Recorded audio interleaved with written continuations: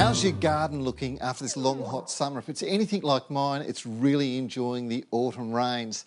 But there's something happening in gardens right now that if you don't do something about it, you're going to end up with all sorts of problems later on. Ants start appearing near your house and entertaining areas in plague proportions. It is a problem, and some of the things they're doing are going to create problems later on as well, like farming other pests such as mealybugs, aphids and scale, bringing them into heavy populations. Now, the trouble for me with this is that many of the ant treatments are actually quite toxic. And because you're spreading them all over the place, well, there's always that risk of poisoning. The good news is there are some that are very safe to use.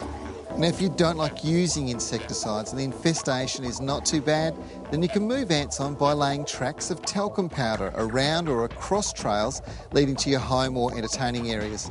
Now, the talcum powder is so fine it gets under the body armour and between the joints of the ants' limbs, and it irritates them terribly. Now, the trouble with this is it's only a short-term solution. Now, one of the safer treatments you can apply is just putting a wetting agent in over the top of the nest. Now, use a liquid in about 9 litres of water, and you really need to soak the whole nest area down. But the reason you do this is because the ants are very clever. They basically drool over the sand around the outside of the nest, and this creates a waxy coating, very much like hydrophobic or water repellent soils.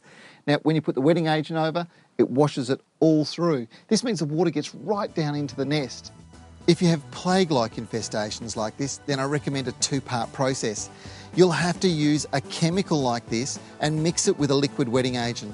Now, applying it needs to be done as per instructions, and always be careful when applying because these chemicals are strong.